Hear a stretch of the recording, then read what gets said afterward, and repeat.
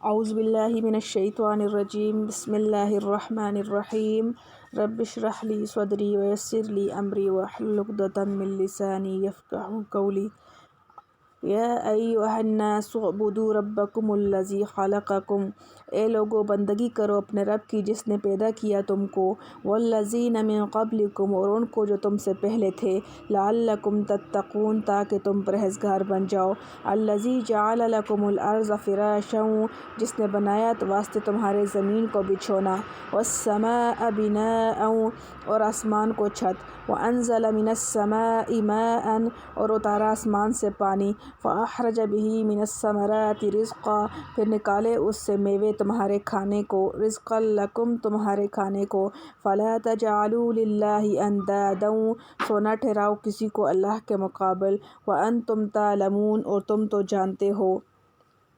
خلاصہ تفسیر: اے لوگو عبادت کرو اپنے پروردگار کی جس نے تم کو پیدا کیا اور ان لوگوں کو بھی جو تم سے پہلے گزر چکے، عجب نہیں کہ تم دوزخ سے بچ جاؤ۔ شاہی محاورہ میں عجب نہیں کا لفظ وعدہ کے موقع پر بولا جاتا ہے۔ وہ ذات پاک ایسی ہے جس نے بنایا تمہارے لیے زمین کو فرش اور آسمان کو چھت، اور برسایا آسمان سے پانی، پھر پردہ عدم سے نکالا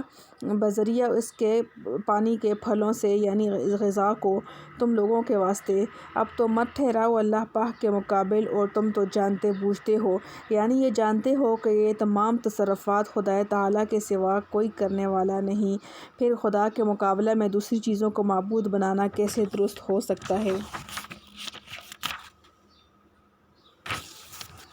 معارف و مسائل: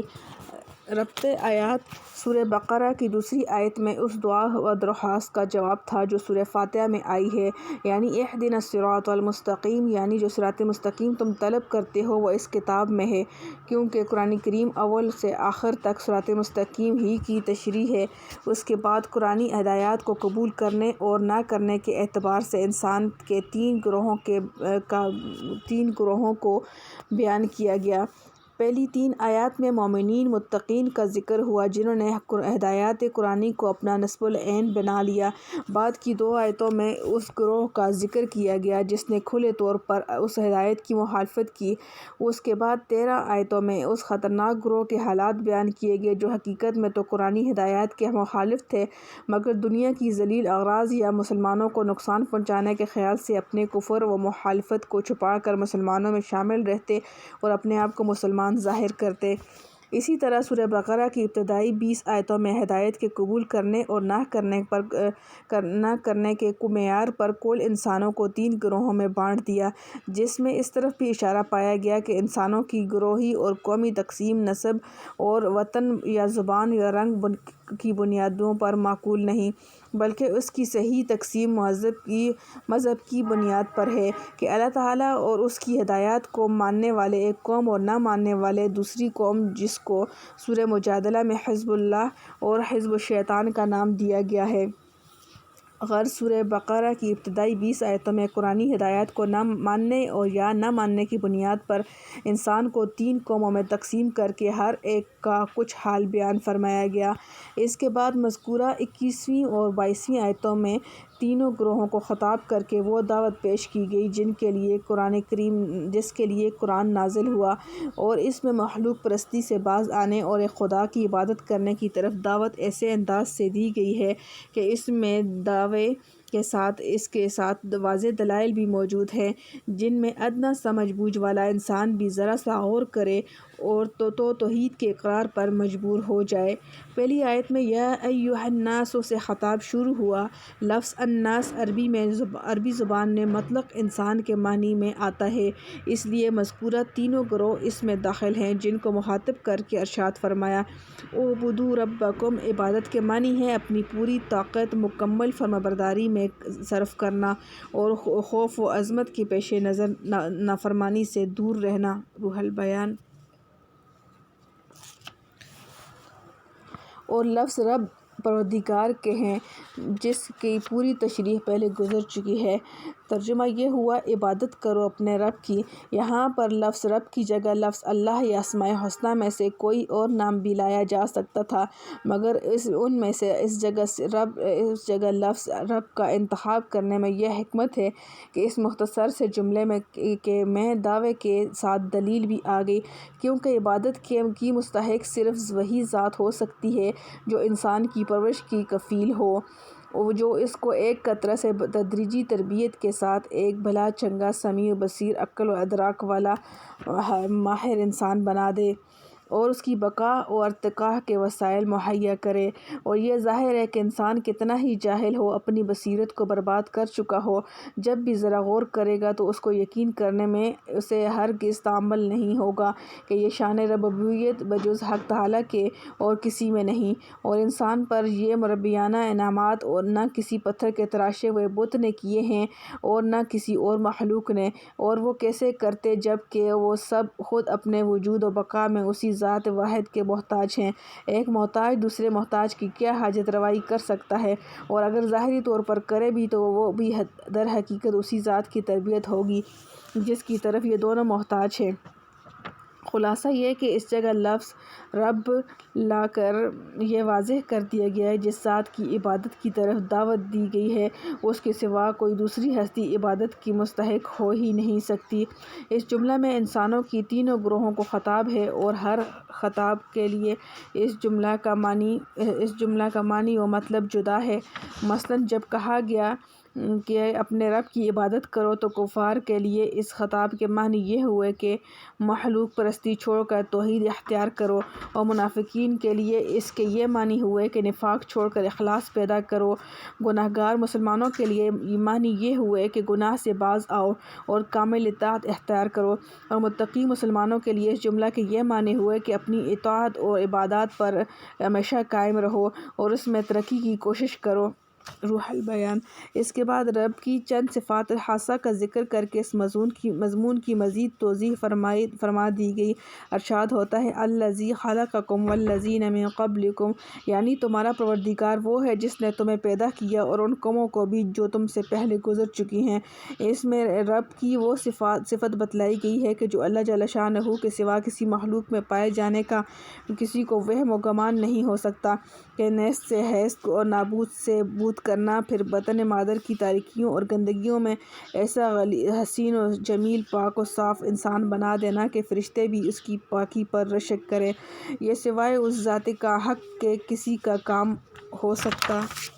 ہے جو کسی کا محتاج نہیں، اور یہ سب اسی کے محتاج ہیں۔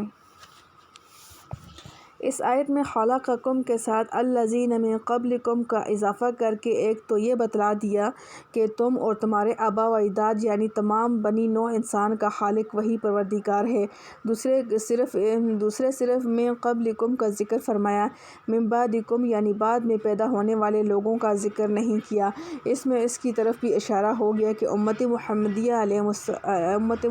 صلی اللہ علیہ وسلم علی صاحبان الصلاۃ والسلام کے بعد کوئی دوسری امت یا دوسری ملت نہیں ہوگی،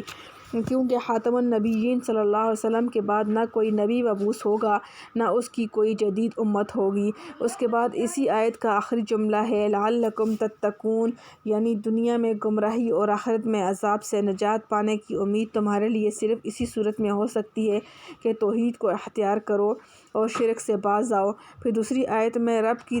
دوسری صفات کا بیان اس طرح فرمایا گیا الذی جعل لکم الارض فراشا والسماء بناء وانزل من السماء ماء واخرج به من الثمرات رزقا لکم، یعنی رب وہ ذات ہے جس نے بنایا تمہارے لیے زمین کو فرش اور آسمان کو چھت، اور برسایا آسمان سے پانی، پھر اس پانی کے ذریعے پر پردہ عدم سے نکالی پھلوں کی غذا تمہارے لیے۔ اس سے پہلی آیت میں ان انعامات کا ذکر تھا جو انسان کی ذات سے متعلق ہیں، اور اس آیت میں ان انعامات کا ذکر ہے جو انسان کے گرد و پیش کی چیزوں سے متعلق ہیں، یعنی پہلی آیت میں انفسی اور دوسری آیت میں آفاقی نعمتوں کا ذکر بیان فرما کر تمام اقسام کی نعمت کا احاطہ فرمایا گیا۔ ان آفاقی نعمتوں میں سے زمین کی پیدائش کا ذکر ہے کہ ان کو انسان کے لیے فرش بنا دیا، نہ پانی کی طرح نرم ہے اور جس پر قرار ہو سکے، اور نہ لوہے پتھر کی طرح سخت ہے کہ ہم اسے اپنی ضروریات کے مطابق آسانی سے استعمال نہ کر سکیں، بلکہ نرمی اور سختی کے درمیان ایسا بنایا گیا جو عام انسانی ضروریات زندگی میں کام دے سکے۔ فراش کے لفظی معنی فراش کے لفظ سے یہ لازم نہیں آتا کہ زمین گول نہ ہو، کیونکہ زمین کا وہ عظیم الشان کرہ گول ہونے کے باوجود دیکھنے میں ایک سطح نظر آتا ہے، اور قرآن کا عام طرز یہی ہے کہ ہر چیز کی وہ کیفیت بیان کرتا ہے جس کو ہر دیکھنے والا عالم، جاہل، شہری، دیہاتی سمجھ سکے۔ دوسری نعمت یہ ہے کہ آسمان کو ایک مزین اور نظر فریب چھت بنا دیا۔ تیسری نعمت یہ ہے کہ آسمان سے پانی برسایا۔ پانی آسمان سے برسانے کے لیے یہ ضروری نہیں کہ بادل کا واسطہ درمیان میں نہ ہو، بلکہ محاورات میں ہر اوپر سے آنے والی چیز کو آسمان سے آنا بولتے ہیں۔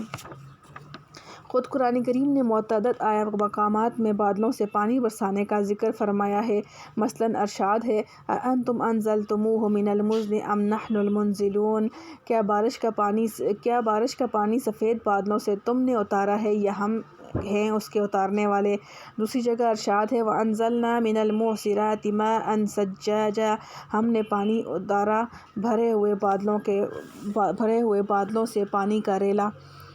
چوتھی نعمت اس پانی کے ذریعہ پھل پیدا کرنا اور پھلوں سے انسان کی غذا پیدا کرنا ہے۔ پروردگار عالم کی 4 مذکورہ صفات میں سے پہلی 3 باتیں تو ایسی ہیں کہ ان میں انسان کی سعی و عمل کیا و خود اس کے وجود کو بھی دخل نہیں۔ بیچارے انسان کا نام و نشان بھی نہ تھا جب زمین اور آسمان پیدا ہو چکے تھے اور بادل اور بارش اپنا کام کر رہے تھے۔ اس کے متعلق تو کسی بیوقوف جاہل کو بھی یہ شبہ نہیں ہو سکتا کہ یہ کام سوائے حق جل شانہ کے کسی انسان یا بت یا کسی اور مخلوق نے کیے ہوں گے۔ ہاں، زمین سے پھل اور پھلوں سے انسانی غذا نکالنے میں کسی سادہ لو اور سطحی نظر رکھنے والے کو یہ شبہ ہو سکتا تھا کہ یہ انسانی سعی و عمل اور اس کے دانشمندانہ تدبیروں کا نتیجہ ہیں کہ وہ زمین کو نرم کرنے اور کمانے اور پھر بیج ڈالنے اور جمانے میں، پھر اس کی تربیت اور حفاظت میں اپنی محنت خرچ کرتا ہے۔ لیکن قرآن کریم نے دوسری آیات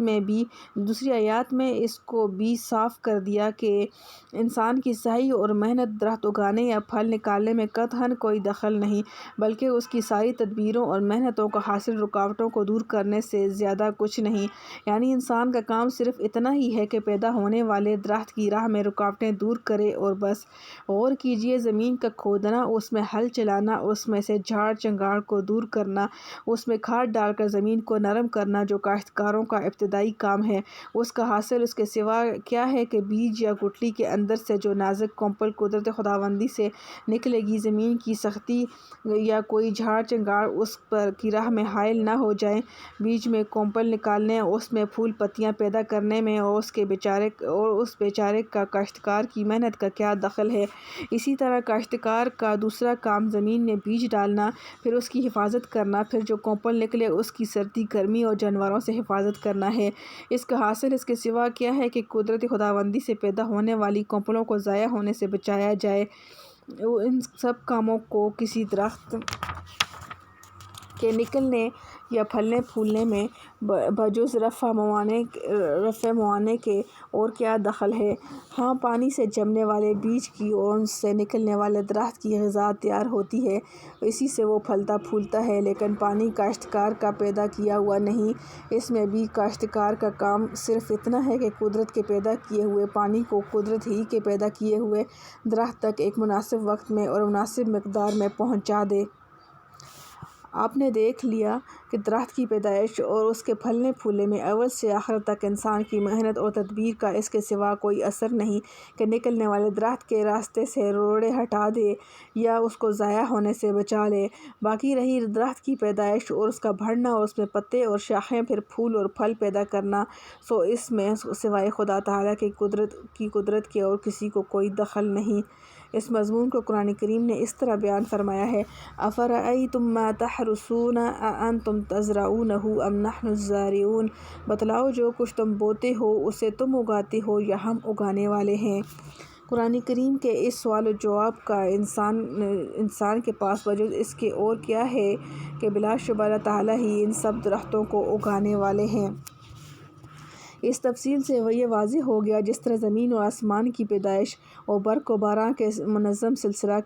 کار میں انسانی سعی اور محنت کا کوئی دخل نہیں، اسی طرح کھیتی اور درختوں کے پیدا ہونے اور ان سے پھول پھل نکلنے اور اس سے انسان کی غذائیں تیار ہونے میں بھی اس کا دخل صرف برائے نام ہے، اور در حقیقت میں یہ سب کاروبار صرف حق تعالیٰ کی قدرت کاملہ اور حکمت بالغہ کا نتیجہ ہے۔ خلاصہ یہ کہ اس آیت میں حق تعالیٰ کی ایسی 4 صفات کا بیان ہے جو سوائے اس کے اور کسی مخلوق میں پائی ہی نہیں جا سکتی، اور جب ان دونوں آیتوں سے یہ معلوم ہو گیا کہ انسان کو عدم سے وجود میں لانا اور پھر اس کی بقا اور ترقی کے سامان زمین اور آسمان، بارش اور پھول و پھل کے ذریعے مہیا کرنا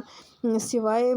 ذات حق جل شانہ کے اور کسی کے کام نہیں، تو ہر ادنیٰ سا مجبوری رکھنے والے انسان کو اس پر یقین کرنے کے سوا کوئی چارہ نہیں رہتا کہ عبادت و اطاعت کے لائق اور مستحق بھی صرف وہی ذات ہے، اور اس سے بڑا کوئی ظلم نہیں کہ انسان وجود اس بقا کے اور ارتقاء کے سارے سامان اللہ تعالیٰ کے پیدا کرے، اور غافل انسان دوسروں کی چوکھٹوں پر سجدہ کرتا پھرے، دوسری چیزوں کی بندگی میں مشغول ہو جائے۔ مولانا رومی رحمۃ اللہ علیہ اس غافل انسان کی زبان پر فرمایا ہے کہ اللہ تعالیٰ اس کو اپنی ساری مخلوقات کا سردار اس لیے بنایا تھا کہ ساری کائنات اس کی خدمت کرے، اور یہ صرف رب کائنات کی خدمت اور عبادت میں مشغول رہے اور کسی کی طرف نظر نہ رکھے اور اس کا یہ رنگ ہو جائے۔ لیکن غافل انسان نے اپنی حماقت سے اللہ تعالیٰ ہی کو بھلا دیا تو اسے ایک خدا کی غلامی کے بجائے 70 کروڑ دیوتاؤں کی غلامی کرنا پڑی۔ ایک دھر چھوڑ کے ہم ہو گئے لاکھوں کے غلام، ہم نے آزادی اور فی کا نہ سوچا انجام۔ الحمدللہ حمداً کثیراً طیباً مبارکاً فیہ کما یحب ربنا ویرضیٰ، لا حول ولا قوة الا باللہ۔